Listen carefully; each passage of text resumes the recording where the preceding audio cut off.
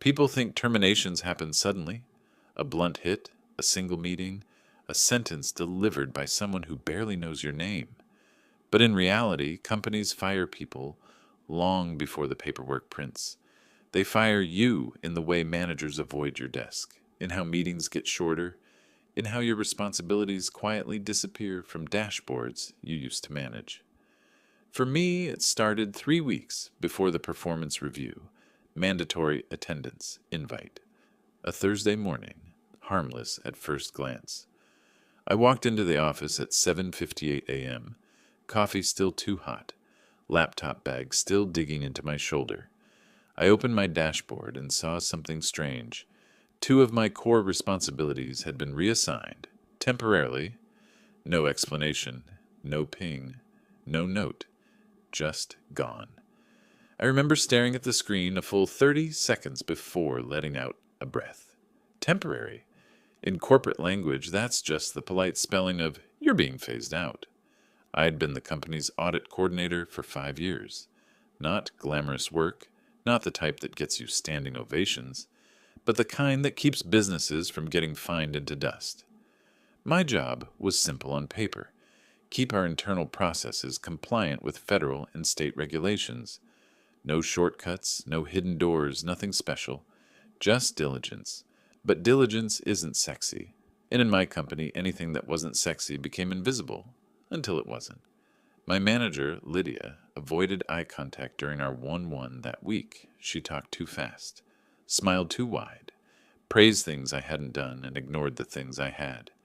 That's another sign. When praise gets generic, the decision's already been made. By Monday, I was removed from 3 more workflows. Restructuring, Lydia called it. Alignment. Nice words that meant the same thing. They were preparing to cut me cleanly. The last proof came on a Wednesday afternoon. I overheard 2 senior managers in the hallway. They didn't say my name, but they didn't have to.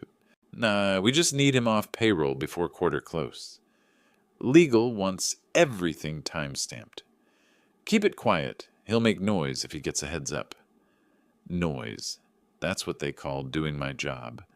I went back to my desk, opened a spreadsheet, and stared at cells without seeing numbers. I wasn't angry. I wasn't even surprised. I just felt something settle inside me. Not panic, not fear, just acceptance. Like watching a storm you already knew would hit.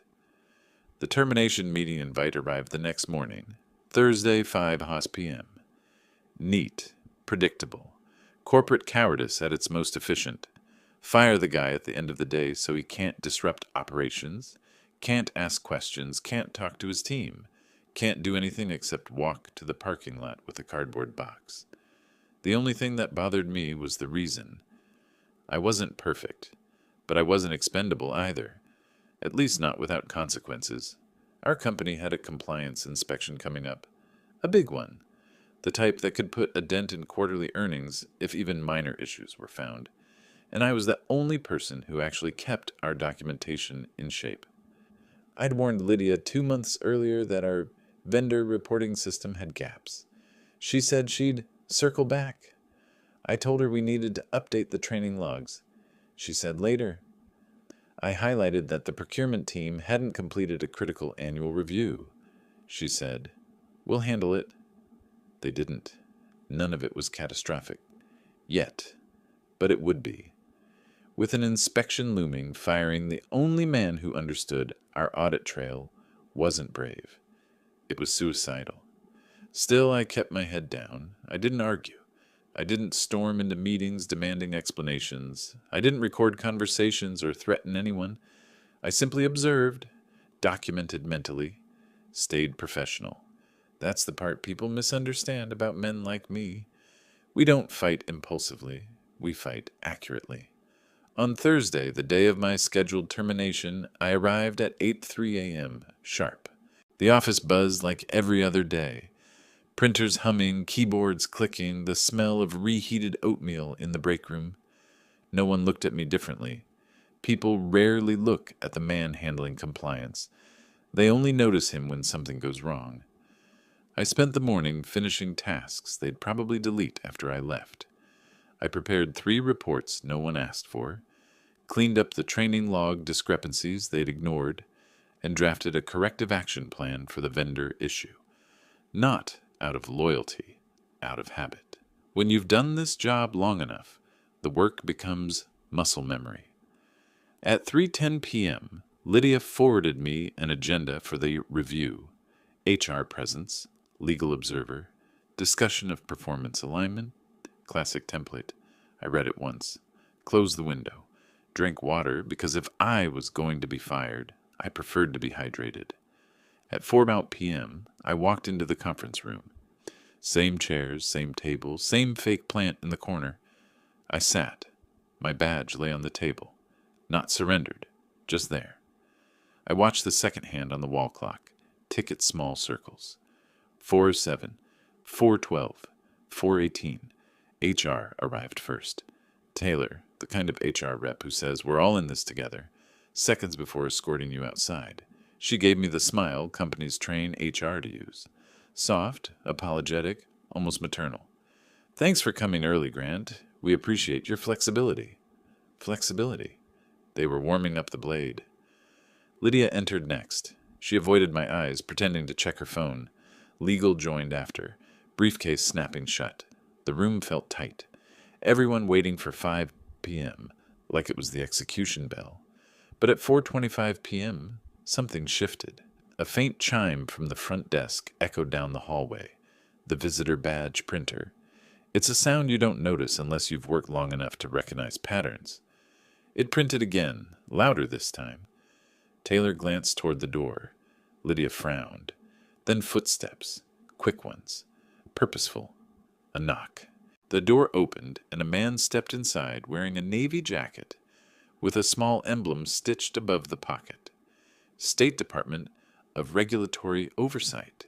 He held a folder, a badge, a notebook, and the kind of expression you only see when someone arrives with a mission. "Good afternoon," he said. "I'm here for the internal compliance audit. I was told your coordinator is on site." Every head turned toward me. The room froze so completely I could hear the wall clock ticking. And in that moment, that exact, quiet, perfect moment, I understood something. They thought they scheduled my ending. They didn't realize it was the beginning of theirs. I'd seen panic before. Quiet panic, controlled panic, the kind that hides behind polite smiles. But what filled that conference room the moment the regulator said internal compliance audit wasn't panic. It was impact, like someone had hit the building's foundation with a sledgehammer. Lydia blinked twice, fast, her tell, when she didn't know what to say. HR's smile evaporated. The legal observer straightened in his chair with the speed of a man reevaluating every decision he'd made in the last month. The regulator looked at me like I was the only person who belonged there. "You're the audit coordinator, correct?" he asked. I nodded once. "Yes, sir." "Good. I'll need you for documentation access. We've had some discrepancies flagged in the reporting your company filed last quarter." That sentence dropped like a metal weight. Discrepancies, quarterly reporting. I knew exactly what he meant before he explained a word, because I had flagged those same discrepancies privately 3 times. Lydia ignored them. The VP brushed them off. The procurement manager said, "We'll fix it later." Later never came, and now later had a badge, a folder, and the authority to fine the company into the next fiscal year. HR stood. "We didn't receive notice of an external audit today?" "That's correct," he replied. "We didn't send one. This visit is unannounced by design." Lydia swallowed so hard I heard it. Unannounced audits happen when a company does something sloppy enough to get on the regulator's radar. Something like filing incomplete vendor compliance data. Something like misreporting training completions. Something like ignoring internal deficiencies. Something I'd warned them about. The regulator flipped a page. "I'll need the coordinator and the manager responsible for process oversight." Lydia pointed at me automatically. "He's the coordinator. I'm the manager." For the first time, she looked directly at me, and I saw something I never expected. Fear. Real fear. because she finally understood that firing me wasn't just cruel, it was strategically catastrophic. She forced a smile so tight it looked painful. "Grant, would you mind stepping out with us for a moment?" "No," the regulator said, turning a fraction toward her. "We'll meet with him alone first." I almost felt bad for her. Almost? He motioned toward the hallway. "Conference room B." As we walked, he lowered his voice. "You still have full system access, correct?" "For now," I said. He nodded. "Good. Don't relinquish it until I finish my review. I've had coordinators locked out before I even reached the second floor." I didn't need the warning. I'd already noticed Lydia's hand trembling near her phone. We entered the smaller conference room.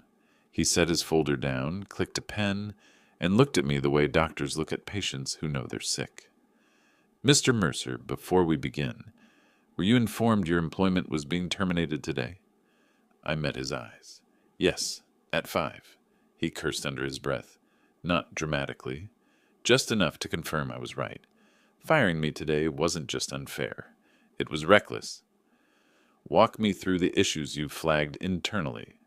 I did. Systematically. No embellishment, no finger-pointing, no bitterness. Just facts.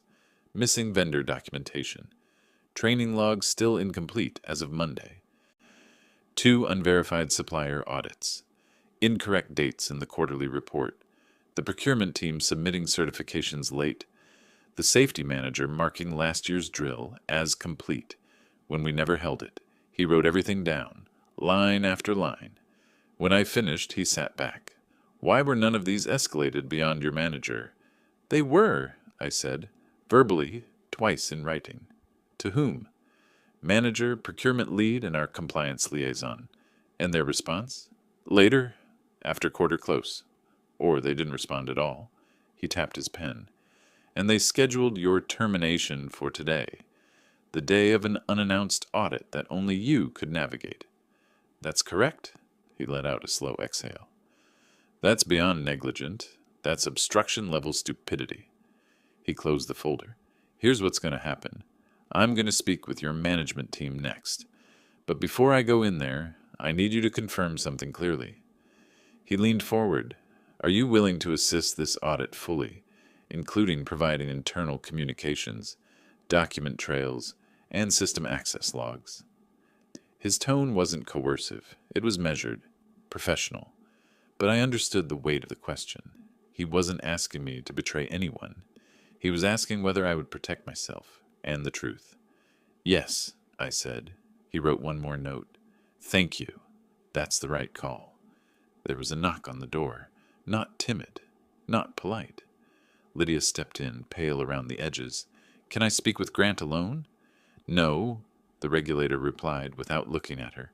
She opened her mouth, closed it, and swallowed whatever she was planning to say.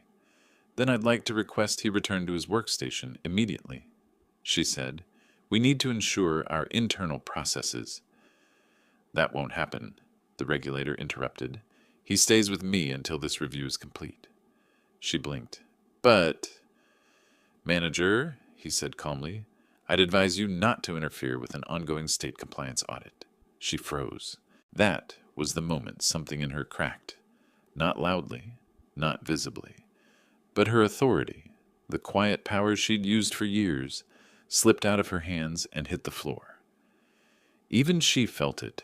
The regulator stood. "We'll begin with you in 10 minutes. Please wait in conference room A." She left without another word. When the door shut, the regulator looked at me again. "Mr. Mercer, I can't disclose details, but I will say this. If half of what you told me is verifiable, your company is in significant violation territory." He paused. "And if they truly plan to terminate the only employee who understood their audit trail on the day of an unannounced inspection, they've built their own coffin." He gathered his papers, then added quietly, "This may get very loud for them." And that was the moment I realized something. They weren't just firing me. They were walking straight into a disaster I'd warned them about, and the door had just closed behind them. There's a moment in every man's life where he realizes the ground he's been standing on wasn't solid. It was just familiar. That moment hit me while I sat alone in conference room B, listening through the thin walls as the regulator began his interviews. It wasn't the fear of being fired. I'd already accepted that. It wasn't even the anger at the hypocrisy. I'd pushed that down weeks ago. It was something colder, quieter, the realization that the people I'd trusted to act like professionals never intended to. For years, I believed diligence protected everyone equally. If I flagged issues, someone would fix them. If I wrote reports, someone would read them. If I kept our documentation clean, management would appreciate it. It sounds naive, but that's the trap of competence. People assume you'll carry the load no matter how heavy it gets. And when you stop carrying it, you don't get thanked. You get targeted. At 10:32 a.m. 2 months ago, I wrote my first warning about the vendor problem. Not dramatic, not accusatory, just precise. Lydia's exact response: "We'll tackle this after we get through staffing." Staffing ended. Nothing happened. 4 weeks later, I escalated the training log issue. Silence. Then came the misreported annual safety drill. I confronted the safety manager in person. He shrugged. Audit never checks the drill logs. That moment comes back to me now. The ease with which he dismissed it. The way real problems became jokes because no one wanted to do the work. And I'd been holding up the entire structure alone. Now that structure was cracking in real time. At 4:42 p.m., the door to the conference room opened. Lydia walked out of the adjacent room with a face I'd only ever seen once before. When we failed a minor audit 3 years ago and the COO chewed her out behind closed doors. Pale, jaw tight, movements too calculated. Behind her, the legal observer followed, his expression unreadable in that lawyerly way. Except for one detail. He didn't look at her. Not even once. That's when I understood something important. The regulator wasn't discovering problems. He was confirming them. 10 minutes later, the procurement lead was called in. She lasted 11 minutes before walking out, stiff, red around the eyes, marching straight to her desk without a word. 5 minutes after that, the operations manager, he tried to argue, raised voice, hands gesturing, but the regulator's tone cut clean through the noise. The walls were thin. I couldn't hear the words, but I heard the silence that followed.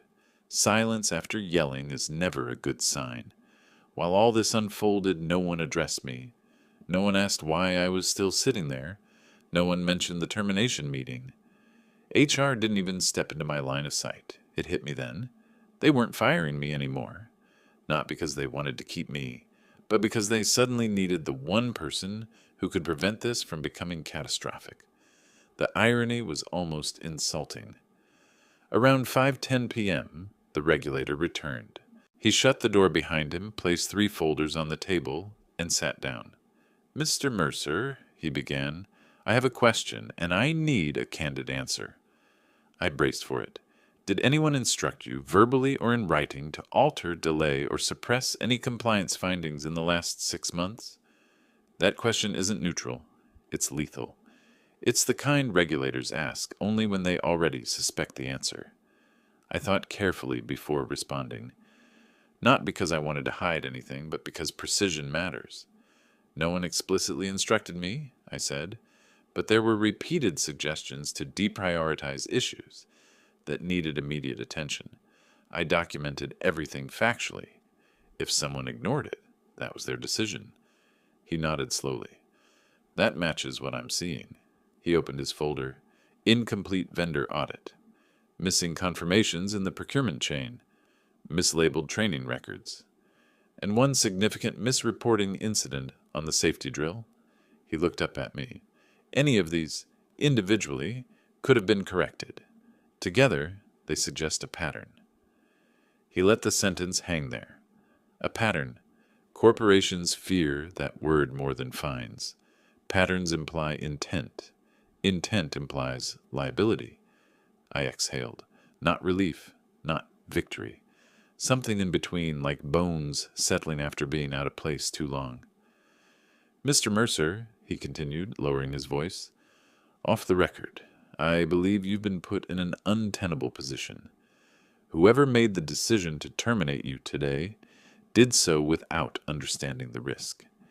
If you had left this building at 5 p.m., your company would have been unable to provide necessary documentation for this audit. He paused. And without you, they would have failed the inspection before it even started. It was strange hearing it spoken aloud. I'd known it. But knowing something and hearing it confirmed by someone with authority are two different experiences. I felt a quiet shift inside me. Not pride, not vindication, just clarity. The kind that comes when the mask drops and you finally see things as they are, not as you hoped they were. He closed the folder.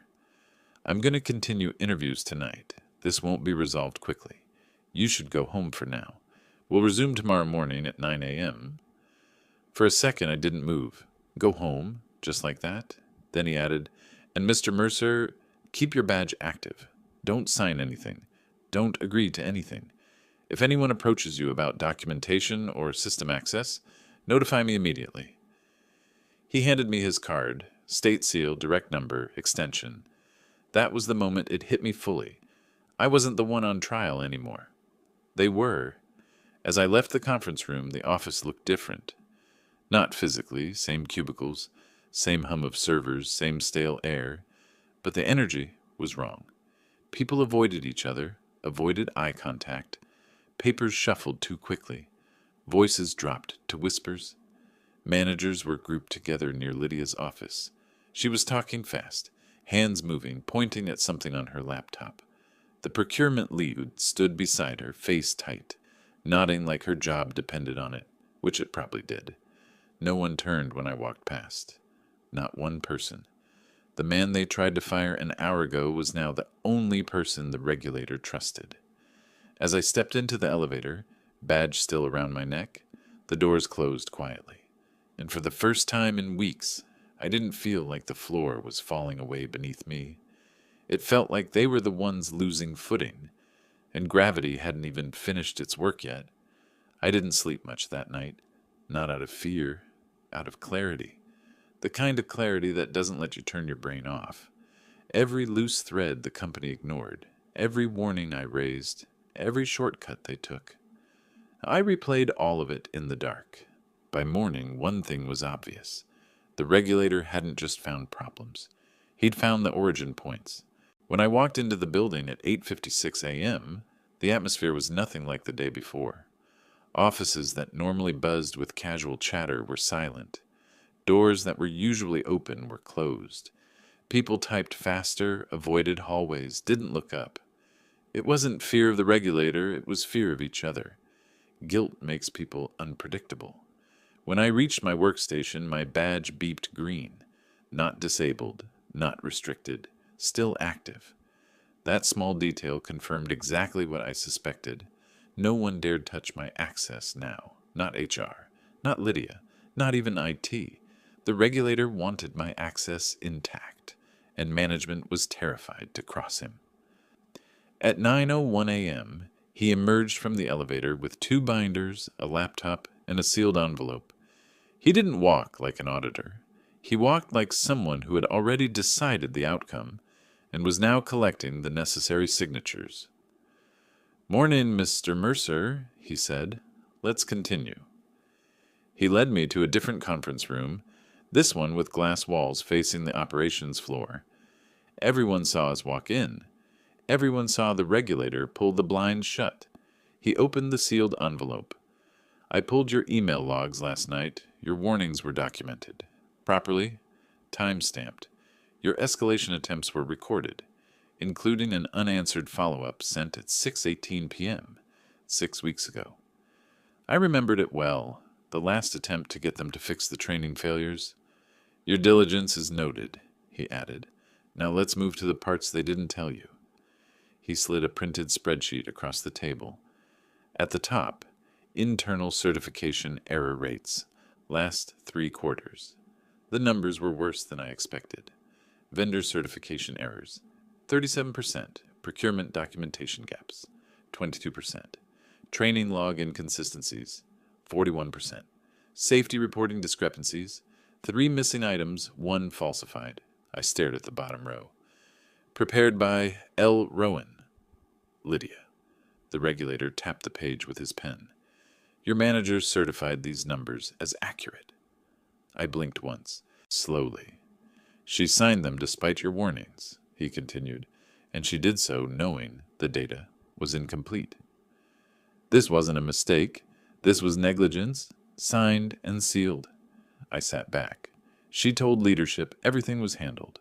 He nodded, and leadership accepted it without verification. The issue is systemic, but she's the pivot point. There it was, the first confirmation I'd been waiting for. They didn't fire me because I failed. They tried to fire me because I was the only one who didn't fail. He opened his laptop. I'm meeting with the CFO at 10. After that, there will be a meeting with the VP of Operations. You're required to attend both. Required, not invited, not optional. Required. Not because they valued me, but because the regulator wasn't letting them rewrite the narrative. At 9:58 a.m., we walked to the CFO's office. The CFO, a tall man with a permanent frown and a reputation for remembering every number he'd ever seen, stood behind his desk like he'd aged 10 years overnight. Is it true? He said before the regulator even closed the door. The numbers in that quarterly report, are they accurate? No, the regulator replied, and Mr. Mercer warned your team months ago. The CFO looked at me. Really looked. For the first time in 5 years. Why didn't anyone bring this to my attention? I escalated through proper channels, I said. My manager insisted she would handle it. The CFO exhaled sharply. She didn't. The regulator placed the spreadsheet on the desk. Your company is facing substantial fines. Potentially an investigation if intent is determined. The CFO's jaw tightened. We need to convene leadership immediately. We will, the regulator agreed. After I finish my review of your management team. The CFO rubbed his temples. Lydia told us you were being terminated for underperformance. I didn't blink. I know, he swallowed, once, hard. That will not be happening. The regulator corrected him. Not only will it not be happening, but any action taken against him now may be considered retaliation. The CFO nodded quickly, too quickly. Understood. We left him in silence. At 10:40 a.m., we entered the VP's office. The VP of Operations, Matt, was usually smug, always confident, the kind of executive who never admitted fault, even while holding the evidence. Today his confidence was cracked. He didn't sit. Regulator, he said stiffly. Mr. Mercer. The regulator opened a folder. Your signature appears on multiple compliance confirmations that contradict internal audit data. Matt didn't flinch. I signed based on what my team reported. And your team was warned the data was incomplete, the regulator replied.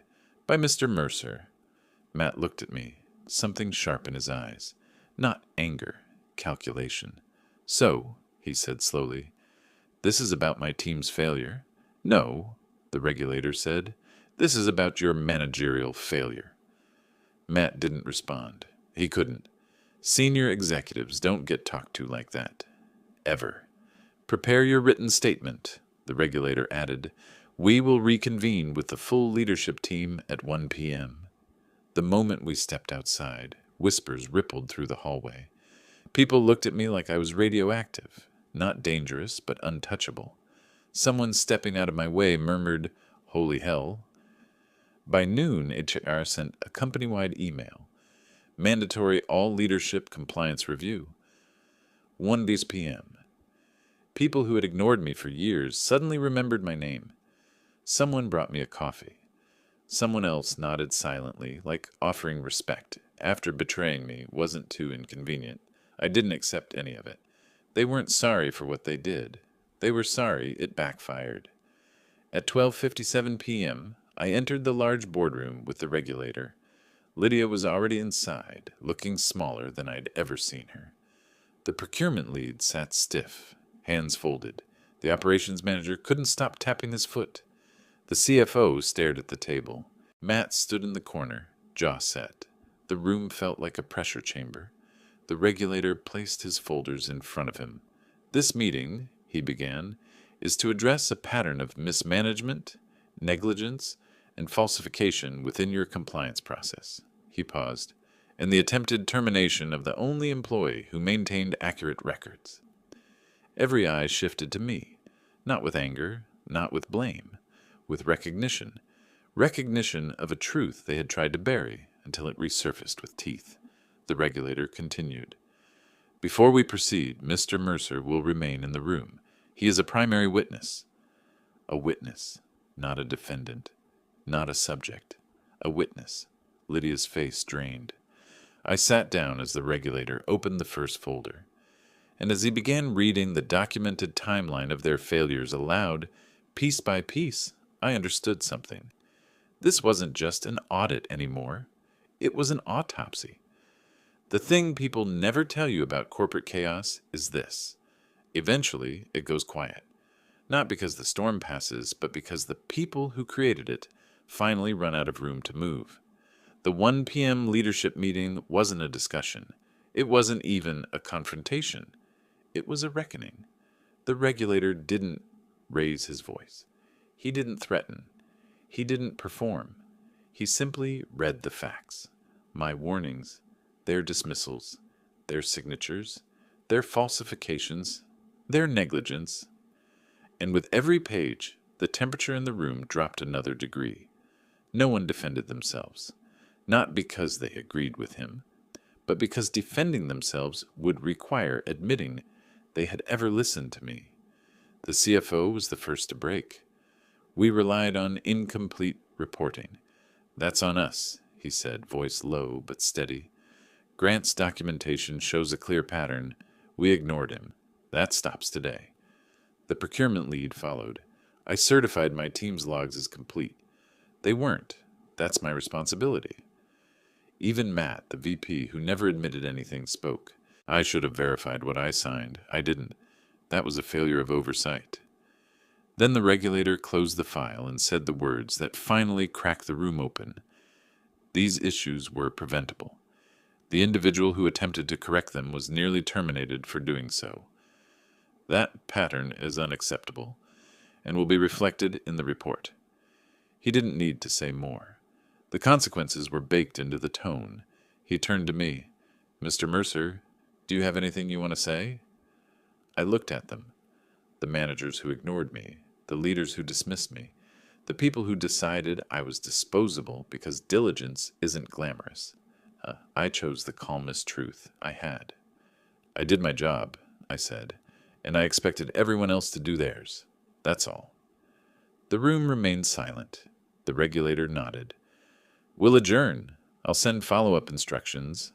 He closed his binder, stood and left without shaking a single hand. When the door shut, the leadership team sat motionless. You could hear the ventilation system hum through the ceiling tiles. Lydia was the first to speak. Grant, I'm sorry, but it wasn't an apology. It was a survival instinct. I didn't respond. There was nothing to say that wouldn't diminish the reality of her choices. As I stood to leave, Matt called after me. Grant, your role here is secure. If you want adjustments, protections, compensation, name it. We'll support whatever you need. I paused at the door. I don't want anything, I said. Just space to do my work, honestly. He nodded slowly, but I could see he understood the bigger truth. Even if I stayed, I would never be part of their circle again. The illusion was gone. I stepped into the hallway. The door clicked behind me. For the first time in weeks, I didn't feel watched. I felt done. Over the next week, the consequences rolled in like aftershocks. HR sent an internal memo.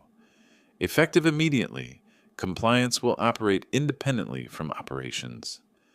Lydia was removed from her managerial duties pending review. The procurement lead was suspended for falsified certifications. The operations manager entered a performance improvement plan, so detailed it might as well have been a farewell letter. Matt kept his position, barely, but he lost authority over compliance and safety. A quiet demotion. The CFO scheduled mandatory retraining for all leadership, including himself. No one said it aloud, but the subtext was clear. They'd built the fire. I'd been the only one holding the extinguisher. On Thursday afternoon, the regulator called me personally. "Mr. Mercer," he said, "I wanted you to hear directly. The company will receive fines, but you personally are cleared of all wrongdoing. Your documentation protected you." I thanked him. "One more thing," he added. "You're good at what you do. If you ever consider a change, state-level positions open occasionally. People with integrity are hard to find." I didn't expect that. It landed quietly, like a stone dropped in deep water. After I hung up, I sat at my desk for a long moment, fingers resting on the keyboard, listening to the office around me. The soft murmur of people pretending they weren't shaken, the clack of someone typing too fast, the hum of servers that didn't care who got blamed. This wasn't victory. Victories are loud. This was correction, and corrections are quiet. 2 weeks later, the company brought in a third-party consultant to rebuild the compliance system from the ground up. He asked me for a walkthrough of every process. I gave him everything, clearly, professionally, without bitterness. He listened. He took notes. He respected the work in a way no one inside the company ever had. At the end, he said, "You should have been running this department years ago." Maybe. But that wasn't the life I wanted. I didn't need a promotion. I didn't need revenge. I didn't need applause. What I needed, and finally had, was peace. Real peace. Not the kind you negotiate, the kind you earn by drawing a line and refusing to step back, no matter who pushes. On a Friday evening, 3 weeks after the audit began, I stayed late to finish updating a vendor log. At 6:40 p.m., I shut my laptop, grabbed my jacket, and headed to the elevator. As the doors closed, I caught my reflection in the metal. Same face, same job title. Different man. A man who wasn't disposable. A man who didn't need anyone's permission to stand up for his work. A man who finally understood his value. Didn't depend on who listened, only on what he did. Outside, the air was cold, clean, quiet. I walked to my car with a steady step, badge still clipped to my belt. No cardboard box in sight. They scheduled my termination for 5 p.m. But by the time the clock hit 4:30, they'd already realized the truth. You can fire an employee, but you can't fire the consequences of ignoring him. And sometimes, the quietest man in the room is the one you should have listened to from the start.